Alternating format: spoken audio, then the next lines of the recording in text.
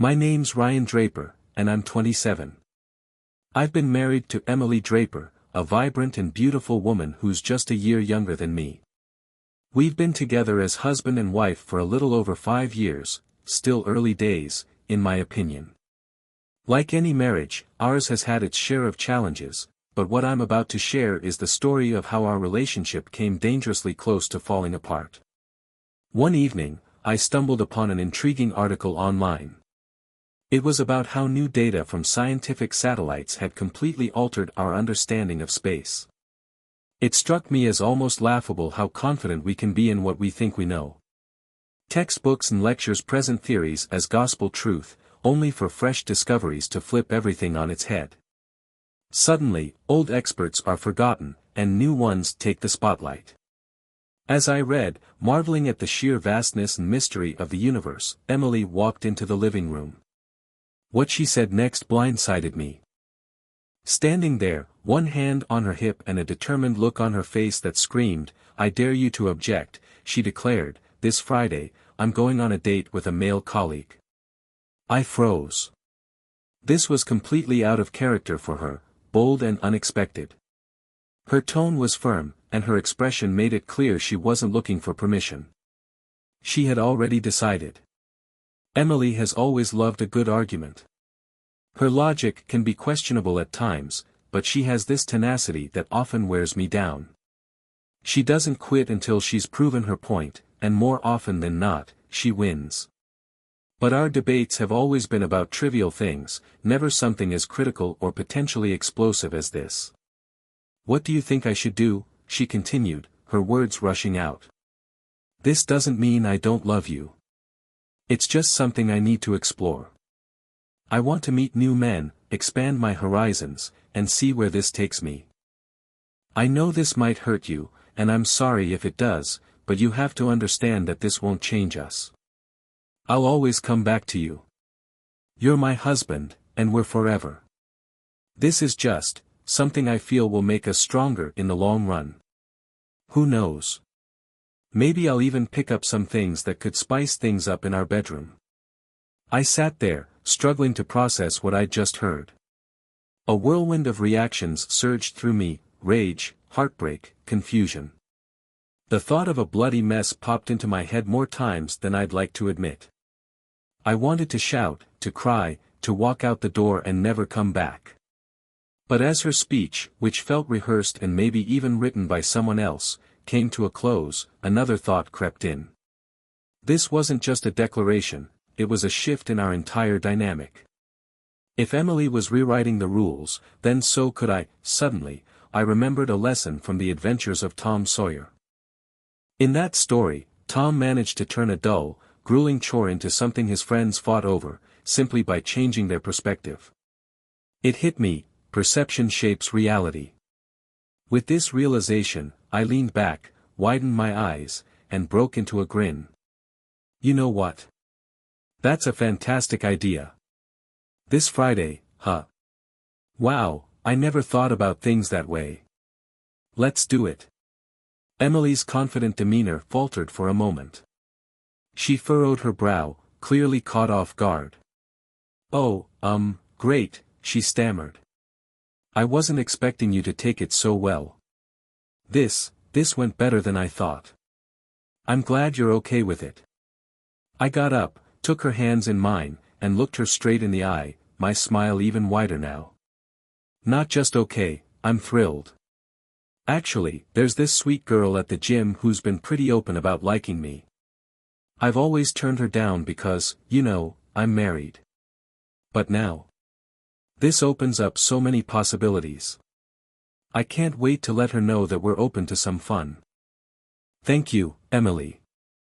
Really, thank you." Her smile faltered slightly, and I could see a flicker of doubt in her eyes. For the first time, it felt like I had the upper hand. I could barely hold back a laugh when I saw Emily's face go pale and her expression freeze in shock. Fighting to keep my smirk under control, I turned and headed for the kitchen. "I'm going to grab some mineral water." "You're good, right? Don't need anything?" I called over my shoulder. Her reply came back raspy and uncertain. "No, I'm fine. Thanks." At that moment, I realized this approach was so much more satisfying than losing my temper or resorting to anything rash. And the best part? No risk of jail time. I stopped in front of the wall calendar, making a show of it, and spoke in a tone just loud enough for her to hear. "Let's see here, tomorrow's Wednesday. She's usually at the gym pretty early on Wednesdays. I'll need to head over earlier than usual to make sure I catch her first. Hopefully, she's still interested and hasn't moved on.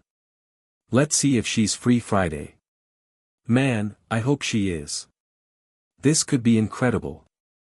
She's got the most gorgeous curves, I could lose myself in her. Friday night's gonna be unforgettable. Better pack my gym gear and toss it in the car tonight. Oh, and that aftershave she liked. Definitely using that. Friday, baby. Just you and me." I took a sip of the mineral water and pretended to focus on the calendar, but my attention was really on Emily.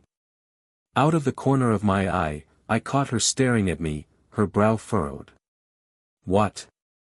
This wasn't part of the plan, was it, sweetheart?" I said with a grin.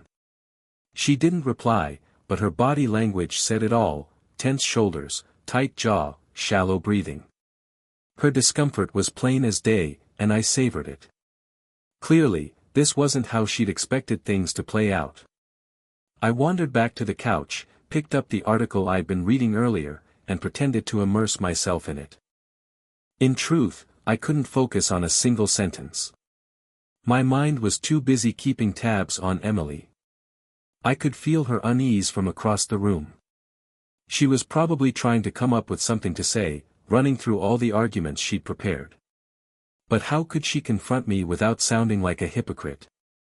That was her dilemma now, and I was happy to let her wrestle with it. For heaven's sake. After what felt like an eternity, she let out a heavy sigh and said, "I'm tired. I think I'll head to bed. Are you coming up soon, Ryan?" I glanced up and gave her a nod. "Yeah, I'll wrap up here in about half an hour. Good night, Emily." She leaned down to give me a quick kiss before heading toward the stairs. Halfway up, she paused and turned back to me, her voice soft. "I love you, Ryan." Her words carried an emotional weight that was hard to ignore: pain, disappointment, sadness all rolled into one. This was a turning point, and I knew the road ahead was bound to be rough. As I sat there, the past couple of weeks replayed in my mind like a highlight reel. I'd been too trusting, too quick to take her at her word, letting little things slide without a second thought. But maybe it was time to stop being so naive. Thinking it through, I realized there wasn't any solid proof that she was cheating, except, wait. Phone calls and texts. Over the last couple of weeks, I'd noticed her stepping away to take calls, whispering in corners of the house like she didn't want me to hear. When I'd asked, she'd brushed it off, claiming they were from her sister and personal. She'd even said she had a right to her privacy. That wasn't like her. Normally, she'd take calls from her sister right in front of me, and afterward, she'd fill me in on all the family gossip and funny little stories. There were no secrets between us, until now. And then there were the text messages. Recently, her phone seemed to be lighting up more than usual, and I'd caught her smiling or quietly laughing at something she'd read. It was subtle, but it didn't sit right with me. It was time to dig deeper. While Emily was in the bathroom getting ready for bed, I sat down at the computer and accessed the call logs from her phone for the past 2 weeks. 4 calls and 6 text messages had come in during the evenings, all from the same unknown number. Just to be sure, I double-checked her sister's contact information in my phone. The number didn't match. I jotted down the unfamiliar number and, on a whim, decided to see what I could find online. It didn't take long to uncover a name: Connor Marston. Along with his name, there was an address, and to my dismay, he lived right here in our city. I noted his address for future reference, then logged into the website of Emily's employer, Maple Brothers Engineering and Design. Emily works as the head of human resources there, handling things like time management, vacation tracking, sick days, and other HR duties. I'd helped her navigate the company's employee database before, so I knew my way around. With just a few clicks, I found what I was looking for. Connor had been working at Maple for 7 months. That was all the confirmation I needed. He wasn't her sister, and yet he had been calling and texting my wife. Now, the foundation of our marriage was shaky at best. If I discovered she'd already crossed the line with him, it'd be the end of us. Next, I logged into Emily's email account. To my relief, her password hadn't changed. It gave me a strange sense of comfort, though I knew that alone didn't mean much. I didn't find any direct emails from Connor, but when I searched his name, several mentions popped up in the email text. Apparently, a woman named Lila Sears had been stirring the pot. She'd emailed Emily, letting her know that Connor had been asking about her and trying to get her personal details. According to Lila, Connor thought Emily was sexy and wanted to sleep with her. Instead of discouraging this, Lila, who seemed to find Connor attractive herself, had encouraged Emily to play along and see where it led. The back-and-forth emails were filled with casual remarks about flirting. Emily had written that she hadn't agreed to anything yet, but Lila kept nudging her to take the plunge. This weekend, it seemed, was meant to be their first date to explore where things might go. Damn. I wandered around the house, gathering my gym clothes while deliberately making enough noise for Emily to hear.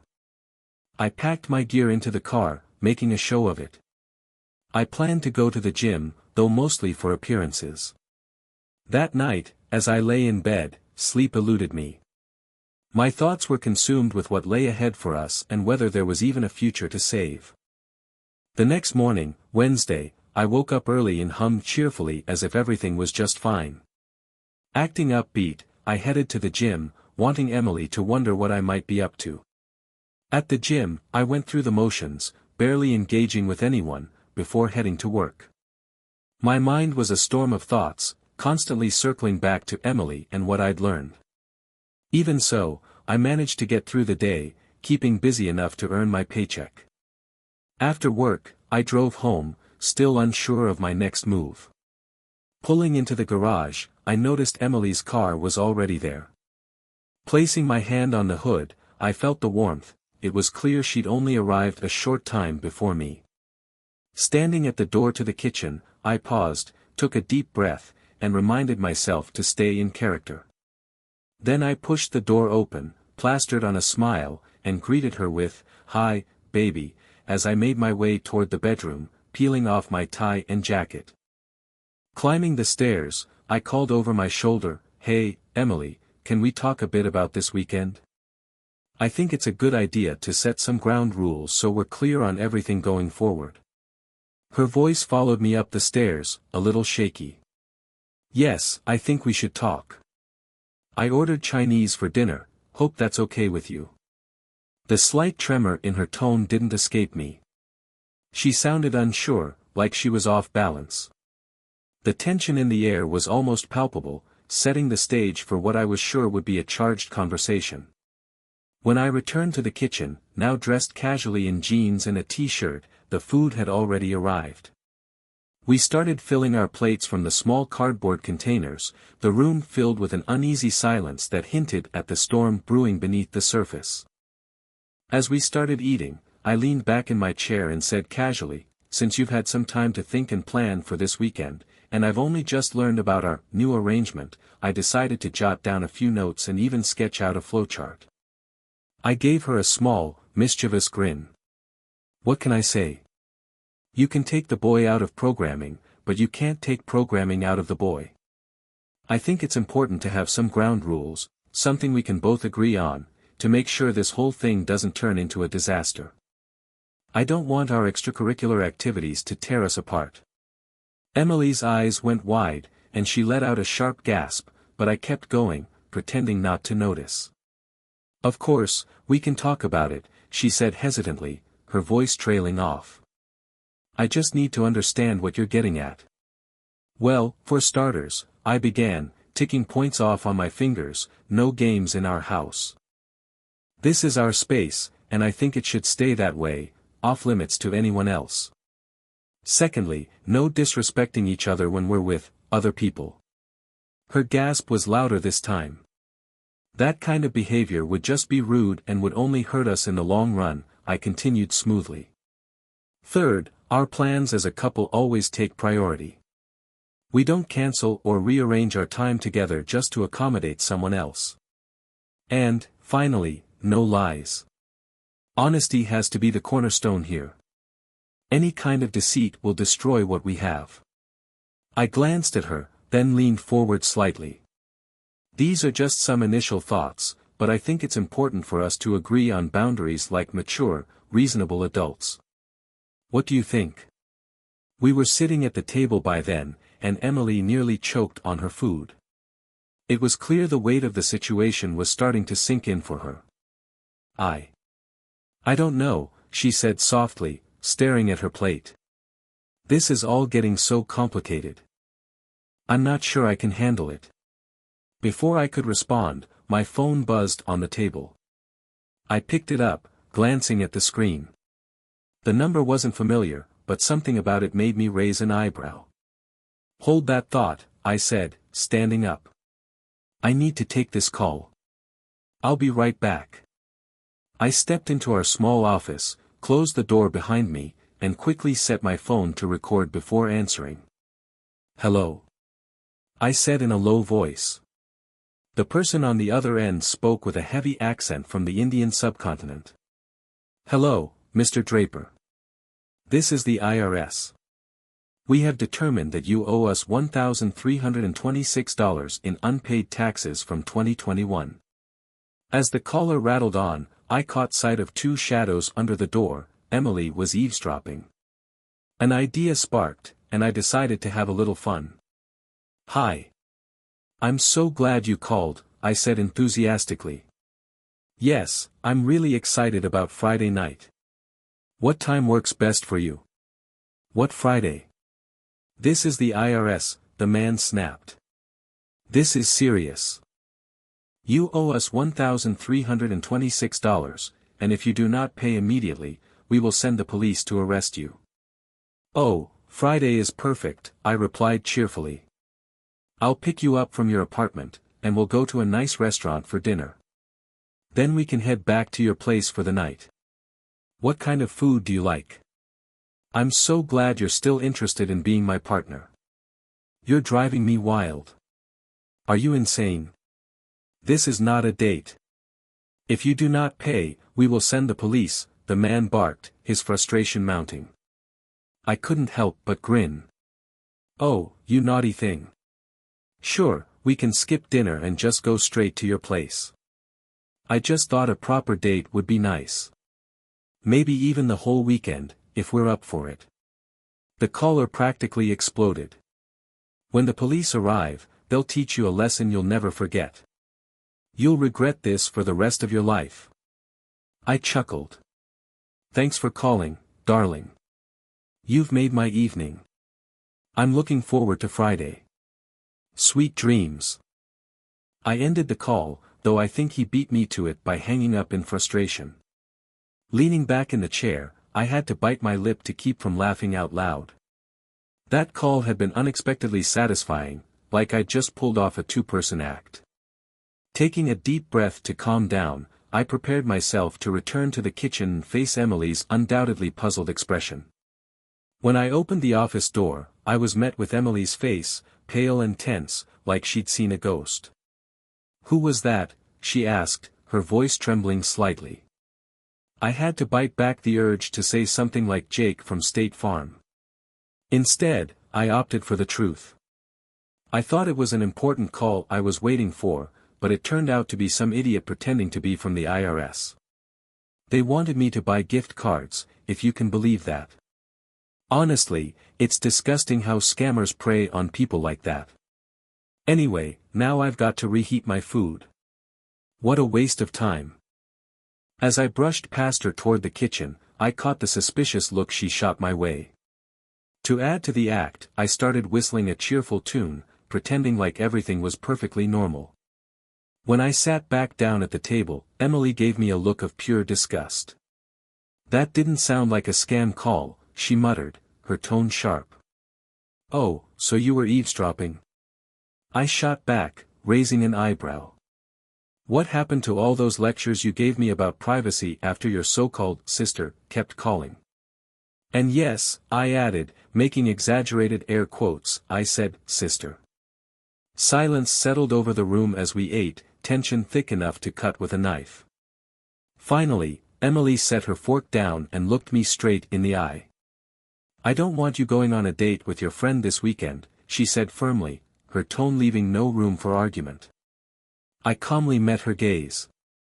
"And what exactly do you expect me to do while you're out on your date? Stay home and knit?" My expression hardened, and my voice rose as I leaned forward. "Let me make something crystal clear, Emily.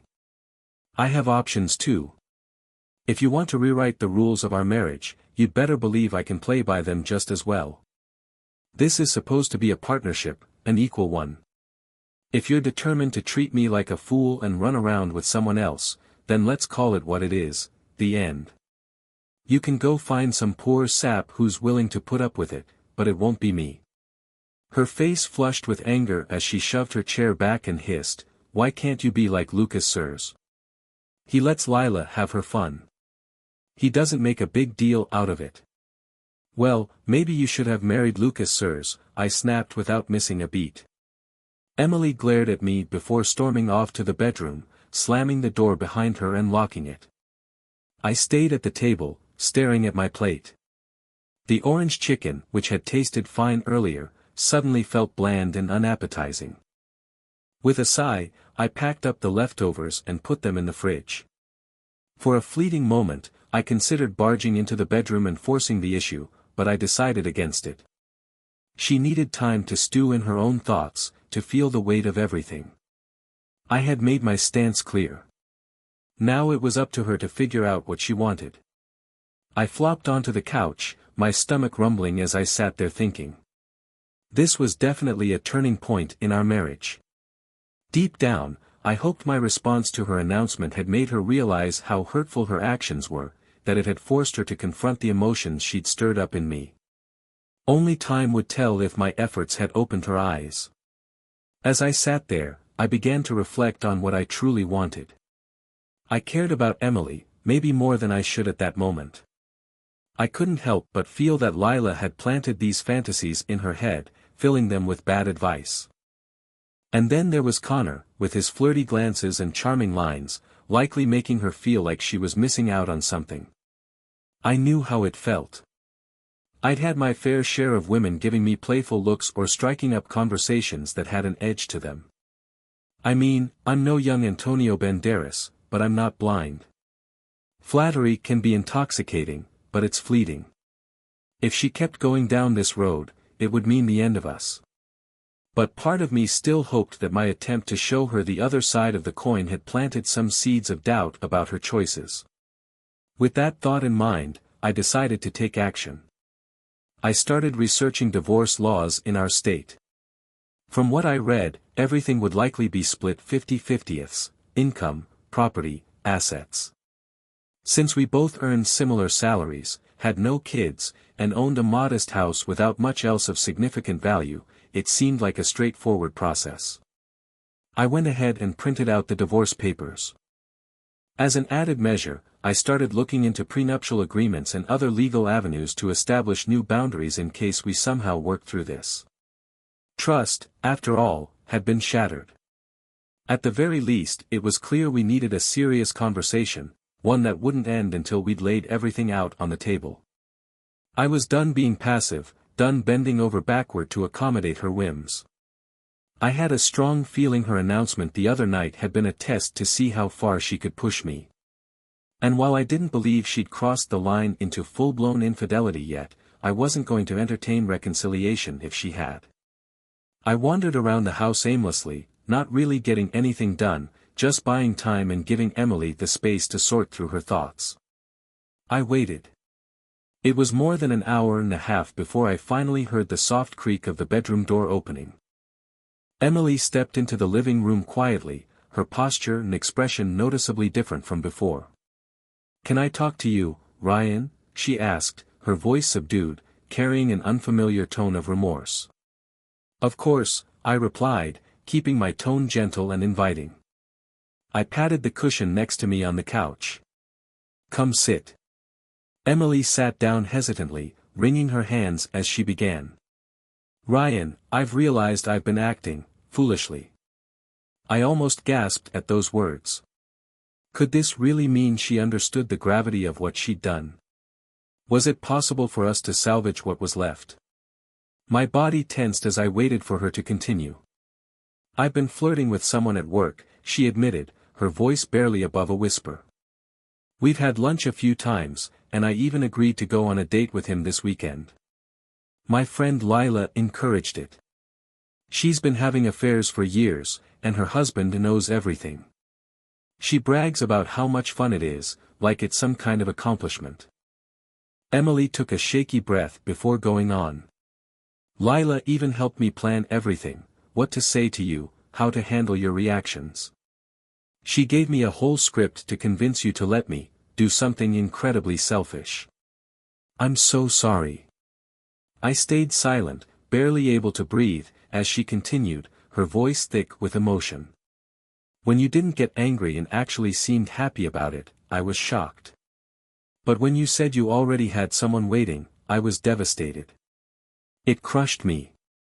I didn't know how to respond because, deep down, I knew you'd done to me exactly what I'd been trying to do to you. And it hurt." Emily smirked briefly, a hint of humor cutting through her sadness. "You really hit me hard there, you jerk. But you made me see it, I felt the weight of my own actions. It wasn't until I was lying in bed, unable to sleep, that I realized just how cruel I'd been. I had put you in the exact position you put me in during that conversation, and I couldn't handle it." She paused, wiping a tear that had escaped down her cheek. "At first, I told myself you were bluffing, that none of it was real. But then that phone call came, and I couldn't deny it anymore. The reality of what I'd done hit me like a ton of bricks. I've been such an idiot." Her voice cracked as she continued. "Ryan, I married you for a reason. You've always been everything I wanted and needed in a partner. And yet, I let some guy flatter me into thinking I was special, like I was back in school being pursued for the first time. It was thrilling, but then you reminded me that you're special too, and that I could lose you. And I can't let that happen. I won't." She reached for my hand, her grip trembling. "I cancelled my plans for the weekend. I made it clear to him that it's over and that we're not going on a date. I swear to you, Ryan, on everything I hold sacred, I never crossed the line physically. I never cheated. But I came dangerously close, and I know how much damage I've done. I know how my words and actions must have felt." Tears welled up in her eyes as she looked at me with a mix of hope and desperation. "How do I make this right? How do I make you cancel your plans and come back to me, only me?" For the first time since this whole thing began, I let out a breath I didn't realize I'd been holding. But as much as I wanted to believe her and let everything go, I knew we couldn't just pretend this never happened. "It's not that simple," I said after a moment of silence. "We can't just rewind the clock to 2 days ago and act like nothing's changed. A chasm has opened between us, Emily, and it's going to take work to bridge it." She nodded, her tears spilling over, but I continued. "Can we trust each other again? How do we know what the other person is really thinking or planning? Even if you say you've cancelled the date, how can I be sure? How do I know you're not just postponing it, waiting until things settle down before you meet with Connor Marston, or someone else? How do I know this isn't just a ploy to make me cancel my own plans?" Emily's face crumpled, and she let out a quiet sob, but I held her gaze. "These are the questions we have to answer. And if we're going to move forward, we need to face them together. When trust is broken, can it ever truly be rebuilt? Am I supposed to spend the rest of our marriage questioning and testing you?" My voice was louder than I intended, filled with anger and the overwhelming weight of everything I felt. It was as if the emotions were suffocating me. Emily's eyes widened in shock. You know his name? How? When did you find out? Who told you? I didn't answer. I let the silence hang in the air, giving her a moment to absorb the gravity of my revelation. At first, she sat stiffly, keeping some distance between us. But after a long pause, she scooted closer and wrapped her arms tightly around me. I'm sorry, she whispered, her voice trembling. Can we just take a break from all of this for a while? Just be ourselves tonight. This is too much to handle right now. I don't want to think about it anymore today. I just want to hold on to the hope that you won't push me away. Please, Ryan. I don't want this to be the end. I leaned back into the couch and let her rest her head against my chest. We stayed that way, breathing together in silence, clinging to a fleeting sense of closeness. But despite the physical connection, the emotional divide between us was undeniable. The chasm remained, vast and unresolved, with no clear way to bridge it. Later, when we went to bed, she reached for me, kissing and touching me as if trying to erase the distance between us. But the truth was, it didn't make the rift go away.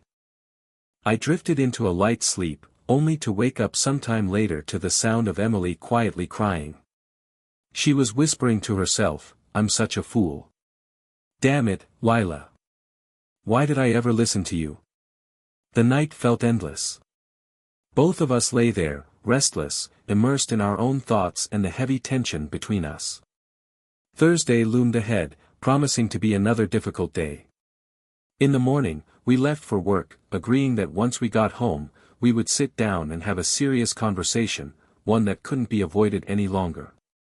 We decided we'd eat the leftover Chinese food from the fridge and avoid alcohol to ensure we both had clear heads for what lay ahead. This was it, the moment of reckoning. Before Emily got home, I prepared 2 sets of documents, one folder labeled A and the other B. Inside one were divorce papers, and in the other, a prenuptial agreement outlining a strict set of boundaries. I placed them face down on the table, the weight of their significance pressing on me. When Emily walked in, her eyes immediately fell on the folders. She hesitated, her expression a mixture of trepidation and curiosity. I looked her directly in the eye and waited, silently urging her to start. After all, she was the one who had dragged us into this mess, she should be the one to take the first step toward fixing it. Emily sat down, took a deep breath, and began. Ryan, I'm sorry. I deeply regret opening this door. I want to close it and lock it forever. Do you think we can just forgive and forget, go back to what we had, and move forward? Everyone makes mistakes, and I know mine was a big one. What do you say? She smiled weakly, her eyes searching mine for some sign of forgiveness. No. Her face fell, devastated by my response. I continued, Emily, in the past couple of weeks, you've lied to me about calls from your so-called sister, which were actually from a man you planned to cheat with. You admitted to flirting with him, having lunches, and getting closer to him, behind my back. That's not behavior I can accept from someone who claims to love me and be faithful. You've broken my trust. I paused, letting my words sink in before I leaned forward and picked up the folders. Going forward, there are only 2 options. I handed her the first folder. Option A, this is a formal agreement. It lays out clear, strict boundaries that we both agree to abide by. If we can't find common ground and stick to it, then there's option B. I slid the second folder toward her. Divorce. We split everything 50/50ths and go our separate ways. We don't have much to divide, so it should be straightforward. Divorce? Emily gasped, her voice rising in panic. No, Ryan. You can't be serious. I can't live without you. Please, forgive me. Don't do this to us. Please. I sat there, watching her as she struggled to compose herself, waiting for her to calm down. "Emily, I don't want that either," I said, my voice softening, "but I'm serious. If we can't agree on how to rebuild trust." Emily interrupted with a whimper. "What about you? I know you lied to me about that phone call yesterday. That wasn't a scam call." Her eyes narrowed suspiciously. "You see," I said, leaning back in my chair. "Trust is hard to rebuild once it's broken. We'll get to that phone call in a minute, but first, we need to reach an agreement. Can we at least agree to work together on drafting something we can both live with?" I asked. "This isn't just about one of us, it's something we both have to follow." Emily reluctantly picked up her copy of the agreement, muttering under her breath about how ridiculous all the formalities felt. As she read through the points, her face shifted between disbelief and reluctant acceptance. "Wow," she said, mumbling aloud. "The phone must always stay on with the tracking app running so we can see where the other person is at all times. If you leave work, send a text with your destination, estimated time, and keep your phone on for potential check-ins. Be prepared for your spouse to show up unannounced to verify." Jesus! Her eyes widened as she continued reading. "Going anywhere alone? You have to say exactly where you're going and keep your phone on. This leash is short." Setting the paper down, she looked at me intently. "I hope we can get to a point where this won't feel necessary anymore. I mean, I understand why it's here, but it's a lot. I can't believe we've reached this point," she said quietly. "But I get it. I'm sorry for what I did, for hurting you and breaking your trust." She paused, then added, "I agree with everything here, but I'd like to add a few positive points. Let's make spending quality time together a priority, going on dates, just the two of us, and really talking about everything, our feelings, what we're doing, and even our dreams. I want us to come out of this stronger. I need us to." Hearing that, I couldn't help but smile. We worked together to adjust the agreement, making a few changes before signing it. After we were done, Emily gave me a playful grin. "Maybe we should add one more thing, an agreement to have regular, serious sex. You know, so we're either too tired or too head over heels in love to even think about looking at someone else." I laughed and agreed, and we added it as an official amendment. I wasn't lying when I said she wins a lot of arguments. Standing up from her chair, Emily walked around the table and settled herself onto my lap. Her kiss was intense, full of love, hope, and a desire to heal what had been broken.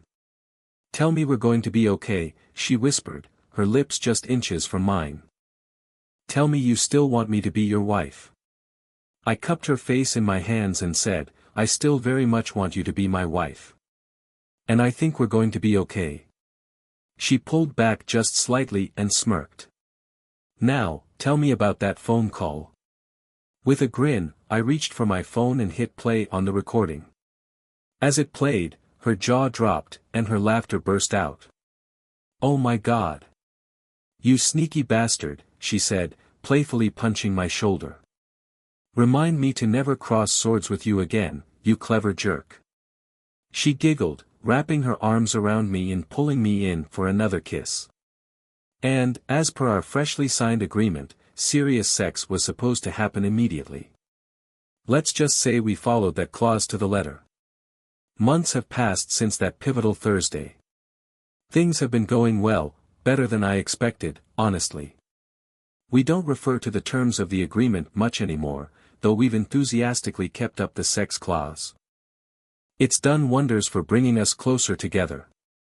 I've made it a point to surprise her at a few lunch meetings, greeting her warmly in front of her colleagues. Each time, she's hugged me tightly and proudly introduced me to everyone. Those moments have made all the difference. We spend more time together now, talking openly about everything, our plans, our feelings, even the mundane details of our day. It's not perfect, but it feels like we're stronger than ever. Life, for now, is good. We were sitting on the couch, tossing around ideas for the upcoming 3-day weekend, when Emily's phone buzzed. She glanced at the screen and frowned. "Why is my boss calling this late?" she muttered, sounding puzzled. She answered, "Hi, Margaret. What a surprise. Is everything okay?" I couldn't make out the voice on the other end, but the conversation had an urgent tone. Emily's eyes widened in shock. "You're kidding.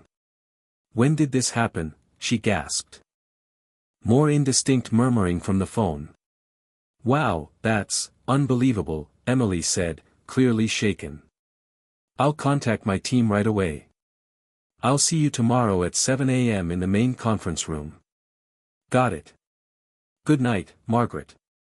She ended the call and stared at her phone, her expression frozen in worry. "What's going on, babe? You look like you've just seen a ghost," I asked, leaning toward her. Emily met my gaze, her face still pale. "Tomorrow morning, all the HR staff have to attend a meeting. The company's lawyers are implementing strict changes to the fraternization policy. Apparently, it's a response to something explosive." She took a deep breath and continued. "Lila was caught in bed with Connor Marston. At her house. Her husband, Lucas, walked in on them." She paused, her voice dropping to a near whisper.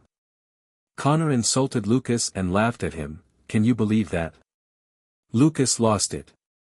He dragged Connor out of the house by his hair, completely naked, and beat him senseless.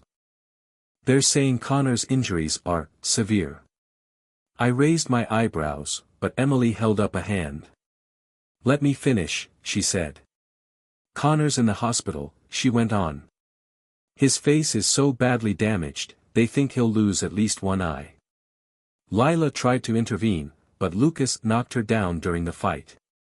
She ended up losing several teeth and had to be hospitalized too. Lucas is in jail now." I sat back, absorbing the sheer chaos of what she'd just told me. "Damn," I muttered, shaking my head. "That's intense." Emily saw the look on my face and raised a hand again. "Don't say it. Whatever you're thinking, just don't." I ignored her plea. "All I'm saying is that Lucas probably stayed quiet for a long time because he had a lot more to lose in a divorce.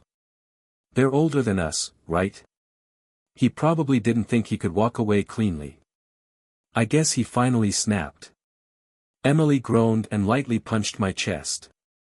"I told you not to comment," she said, though a small smile tugged at her lips. I couldn't help but laugh at her reaction, though deep down, I felt a pang of sadness. 3 lives had been utterly wrecked, all because of selfish decisions and reckless behavior. "I'm glad we're not in the same sinking boat as them," I said after a pause. "I just hope we've both learned something from their mistakes." Emily nodded, her expression softening. "For now, the rules have changed.